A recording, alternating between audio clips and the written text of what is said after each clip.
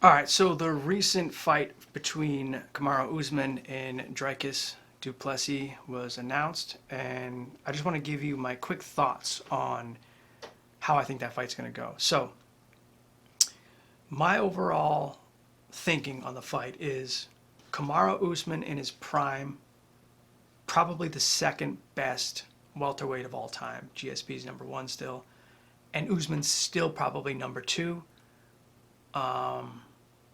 There's no clear other guy I would say close to him, except for maybe Tyron Woodley, who had a really good run before Usman himself overthrew that.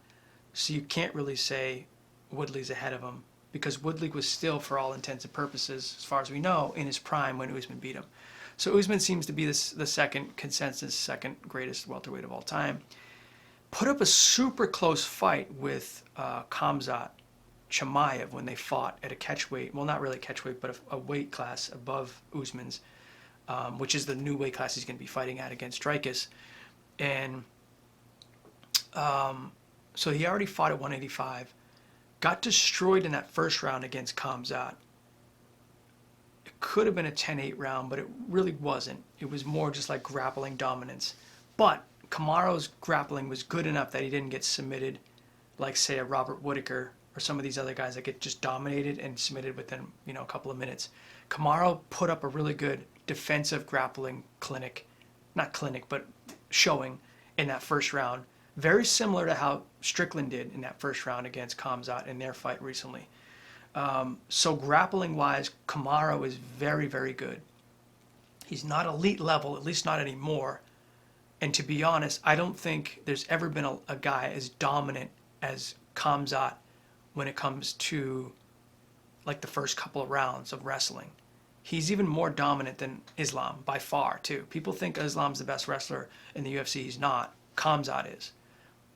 But Khamzat slows down, as we've seen over and over again, except in the Dricus fight. But that's because Dricus put up literally zero resistance. But the point is that Khamzat is the most dominant grappler we've ever seen in the UFC. And it's by far. Islam is an exceptional, talented, probably second best grappler. Actually, to be honest, Khabib was better in terms of takedowns and then grappling dominance. Because if you remember, there's guys like Dustin Poirier who stopped a lot of Islam's takedowns, who put up a decent fight, and he's not a good grappler. He stopped some of Islam's takedowns, whereas he got dominated when Khabib fought him. Like Khabib completely, I don't think he stopped one of Khabib's takedowns. I could be remembering that wrong, but I'm pretty sure he completely took Poirier down at will and didn't stop a single takedown.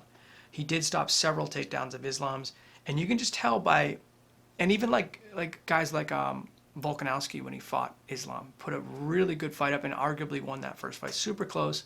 I think by the rule book you have to give it to Islam slightly, but you could easily argue that Volk won that fight. It was such a touchy, it's just the eye of the beholder, He easily could have won that one. But he put up a really good defensive grappling match against Islam. So, Islam is incredible. But Khamzat, until he went up against Strickland, completely steamrolled everybody, at least in the first round when it came to wrestling. The only time he didn't before that, actually, was against Gilbert Burns.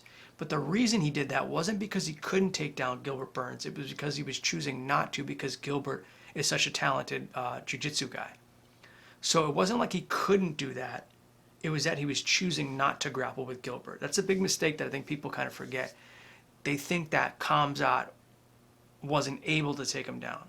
But Khamzat was playing a different ball game. He was actually playing the ball game of, I'm the bigger, stronger guy, I got heavier hands, let me slug it out with him, which in hindsight wasn't the best strategy.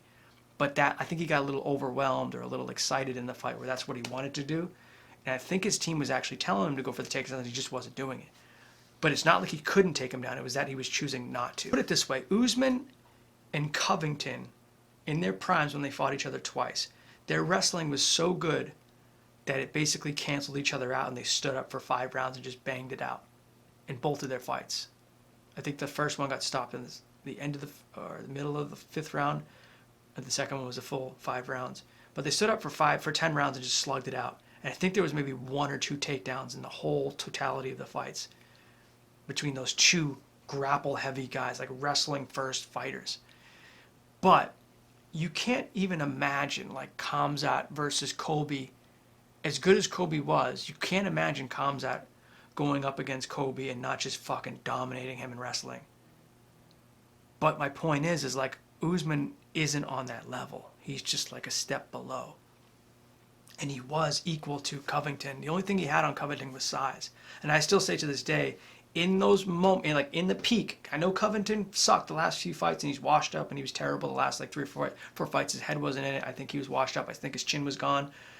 But when he fought Usman, especially that first time, and even actually the second time, he arguably, some people say he could have won or it was a draw. I think it was more so a draw. But when he fought Usman those first 2 times, he was in his prime and they were even fighters. I would actually slightly lean with Covington being this much more talented, skill-wise, in fighting than Kamaru was. The difference was Kamaru was fucking huge. Kamaru was a big boy. He's probably weighing in around 200 pounds on fight night at that 170 weight class, or close to it. And Covington was probably like 180, you know? Like he doesn't cut much weight at all. He's historically just not cut much weight, maybe 180-ish, 185 max. Usman had at least 15 to 20 pounds of him though in size. You could see it, and that's the thing that just was that much more to put Usman over the hump. Not to say Kamaru wasn't great, because I think overall he was the better, like he had the better career. As a fighter, he has the better career. But in those moments, if you look back at those fights really closely, you'll see Colby was going shot for shot, blow for blow with Kamaru, and you could even say he was landing some of like the more frequent shots. But Kamaru's just power was on a different level. Like his shots were stinging more. He had more like thump behind his shots than Covington did, you know. But again, like Kamaru ended up being the better fighter overall, so he had the better career, and it is what it is. But my point is, if you're looking at like matchups, Kamaru's a great wrestler, but he was never elite like Khamzat was. Khamzat did to Dricus what nobody else could do. And nobody else, I think, would ever do that to Dricus. And especially since after that fight, I think it's been like a year since that fight happened, Dricus has done nothing but train wrestling because he was thinking he was going to get a rematch with Khamzat. He's been this whole time, he's had the mentality of like, I got to avenge that fight, I got to avenge that loss. He's probably thinking like Strickland has a decent chance, but he's probably like still going to lose. Like there's a good chance, probably 70-80% chance he loses. So it's like if he loses, who the fuck else is going to beat Khamzat except for me? You know, and he doesn't want to go out and get embarrassed against Strickland. I mean, Dricus has one of the best like fighting hearts in the whole sport. The guy just doesn't give up, and you could see that in that fight, the 5-round fight where Khamzat was just on top of him for 5 rounds, beating the piss out of him. I know he kind of like held his shots back a little bit. He wasn't going for the finish, but he literally hit the guy like fucking 250 times or something crazy. He was just punching him all fucking day long. His face was fucked up, like even just dominating. If you ever wrestled a day in your life, you know how much it takes the willpower out of you when another man is just grappling and dominating the fuck out of you and you can't do nothing about it. And that's for like 2-minute rounds in wrestling. You feel like shit. That's for like 6 minutes total. You're completely wiped out and you feel like, you don't even feel like a man anymore after that shit happens. This guy had that happen to him in front of the whole world on one of the biggest fucking stages in the world for 25 fucking minutes and he still didn't give up. And in the last round, he was still going for it. This guy has heart like you wouldn't fucking believe. I gave Dricus even more credit after that fight, just by the fact that he hung in like that. Everybody else would have given up and just fucking rolled around and let themselves get choked out. This guy was fighting the whole time. Didn't give up. He didn't get down on himself once. Really, actually very impressive. But my thing is, nobody's going to do what Khamzat did to Dricus. Dricus has already been training his wrestling like you wouldn't believe. Usman's old. I think he's like 38, 39 by now. His fucking knees are shot. He took down Buckley, and he was able to pull that out because Buckley has literally zero wrestling and notoriously has fucking shit wrestling and just got dominated by fucking Sean Brady a couple months ago too, wrestling-wise. Didn't have put up a single fight against Sean Brady. So it's like Buckley's wrestling is dog shit, and Usman did clearly win that fight, But towards the end of it, he was slowing down, and it was more like he was getting into like more stand-up exchanges with them because Buckley stopped a few of the takedowns, if you remember that fight. And as shitty as Buckley was, at the time it looked like, okay, Usman still got it, this and that. And like, yeah, he kind of does. But it's like he really was doing that against the guy who's got zero fucking wrestling, you know? A guy who's just totally shot in terms of his wrestling. So it's like you can't really use that as like a metric for like how good Usman is still. I think back in the day he was much better at wrestling. He was. His knees are shot now. He's 38, 39 years old. He's much slower. He's not as sharp technically as he was before. He's not as fast, not as strong. And he's already going up against a guy who's got unbelievable heart. He's in the fucking prime of his career. I think he's like 31, maybe 32, but that's still the fucking prime of your career.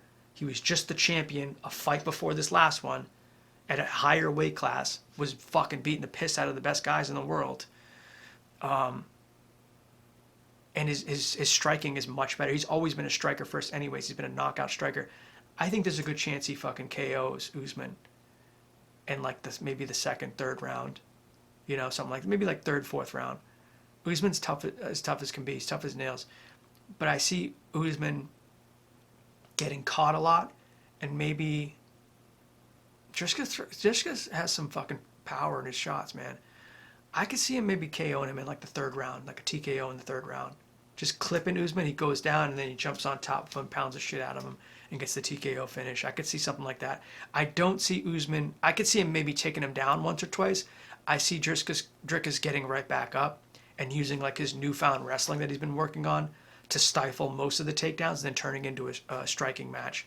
To which point, Dricus has always been a much better striker than Usman. Much bigger too, and you could say possibly even faster, even though he's a weight class above.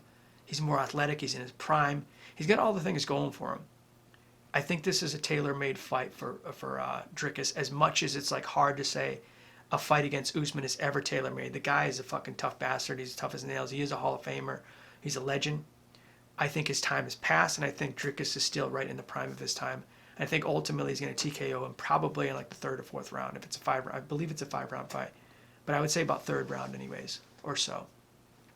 I think Dricus is going to get hit. He's not, doesn't have the best defense in the world, but he's got really good striking, and he's actually pretty technical, although he's sloppy. Like he's got a real weird sloppy technical kind of a fucking side to him. It's almost like Strickland. Like it doesn't really make sense, and it's very awkward, but it's very, very effective. And he also throws like more bombs than Strickland does. So I do see him catching Usman at some point and clipping him and then him going down.